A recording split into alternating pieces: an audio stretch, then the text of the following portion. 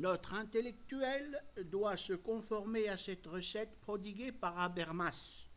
Donner du sens à un monde dont les écheveaux sont mêlés, présenter des alternatives et avoir le courage de dire non à la doxa, au politiquement correct, au corps constitué, à la science de l'État. La technostructure, non pas pour dire non, mais pour alerter, dire que le corps de la société et s'en font les porte-paroles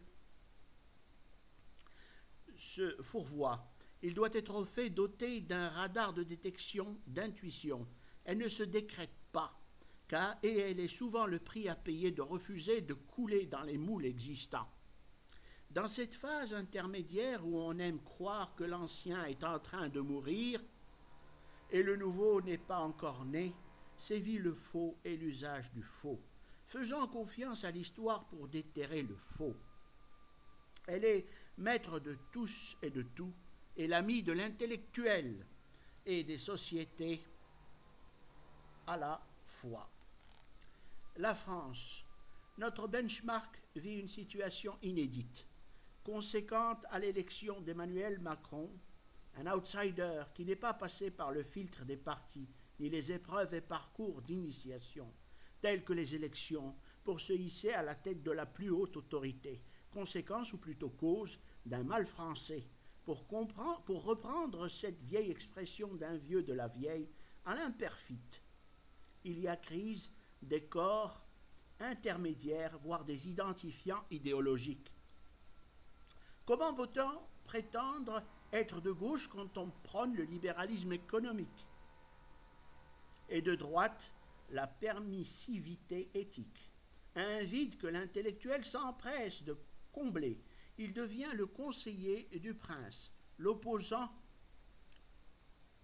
et la conscience. La France, qui a le goût des modèles, déterre l'exemple de Sartre, le prototype de l'intellectuel universel ou généraliste, celui de Michel Foucault, le spécifique ou le spécialiste.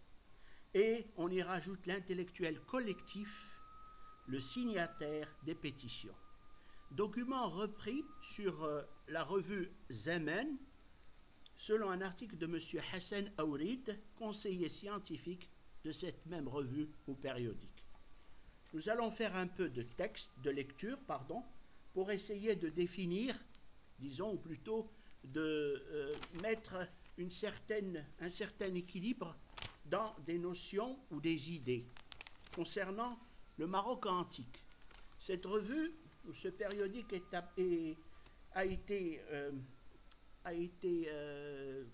donné à la presse en mars 2018.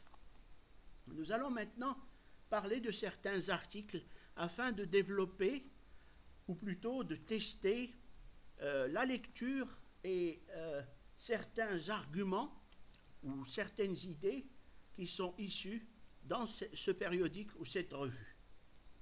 Nous allons par exemple parler d'un document à titre de test personnel et pour mieux définir certaines situations où ne rentrons pas trop dans le détail et essayons de lire un texte spécifique.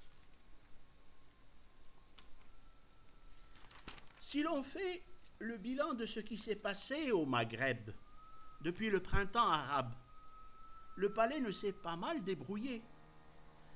Et aujourd'hui, quel regard portez-vous sur la presse marocaine? Je l'ai un peu perdu de vue. D'ailleurs, partout dans le monde, la presse n'est plus le sujet. Elle ne disparaîtra jamais tout à fait, mais elle est de plus en plus en position subalterne. À partir du moment où les nouvelles générations n'achètent plus les journaux, l'attrition est fatale. L'information est en complète transformation. Demain, une information sur Facebook aura-t-elle plus d'influence aux États-Unis qu'une grande chaîne de télévision ou un grand quotidien? Mon métier subit les conséquences d'une technologie de rupture.